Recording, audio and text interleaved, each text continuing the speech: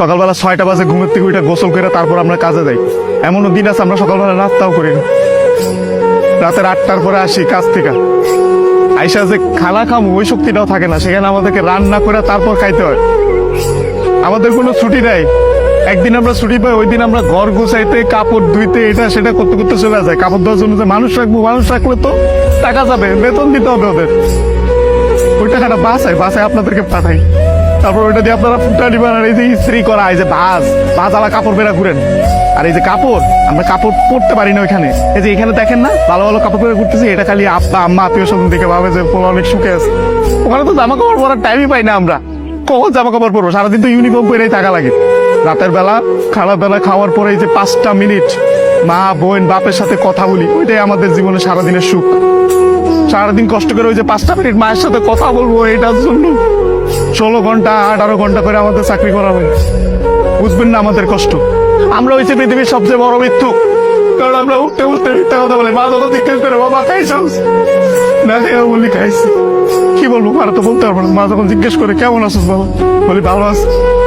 অসুখ হইলে ডাক্তার দেখাই না, ডাক্তাররা অনেক টাকা দেওয়া লাগবে।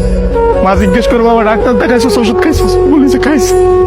কিছু বলার নাই তো, মিথ্যা বলো ছাড়া কোনো উপায় নেই। আমাদের মতন মৃত্যু কার কেউ নেই। আমাদের কোনো ঈদ নাই ভাই, ঈদ করেন আপনারা। আমরা সেবাই পোলাও করবা খাইতে পারি না।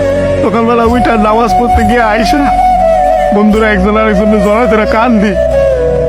আর মা বাপ নাই, কি ঈদ করবো? ঈদ তো করেন আপনারা। আমি আমার মার চেহারা 5 বছর ধরে দেখি না। 5 বছর পরে আমি দেশে এসেছি। যেই ছেলে মায়ের হাতে খাবার না খেলে পেট ভরতো না, ওই ছেলে মায়ের চেহারা দেখি না 5 বছর। ঈদের সময় জিজ্ঞেস করে বাবা কাপড় সময় কিনছিস, বলে কিনছি, কিন্তু কিনি না। 5 বছর ধরে 1 বছর পরে ঈদ করতেছে।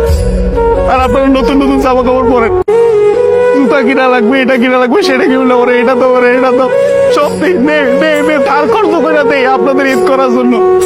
খুব ইচ্ছা করে ঈদের মধ্যে চলে আসে, কিন্তু ছুটি পাই। 5 বছর পরে ছুটি পাইছে। আপনি তো বলেন জুয়া খেলে, মেয়েবাজি করে, এগুলো স্বপ্ন, এগুলো স্বপ্ন, এগুলো আপনারা করতে পারেন, আমরা তো চিন্তাও করতে পারি না। আপনাদের কোনো আইডিয়া নেই ওখানে কত পরিমাণ টাকা লাগে এইসব জায়গায় যাইতে। আর এই যে কাপড়, আমরা কাপড় পরতে পারি না ওইখানে। এই যে এখানে দেখেন না ভালো ভালো কাপড় পরে ঘুরতেছি, এটা খালি আব্বা আম্মা আত্মীয় স্বজন দেখে ভাবে যে পোলা অনেক সুখে আছে। ওখানে তো জামা কাপড় পরার টাইমই পাই না আমরা।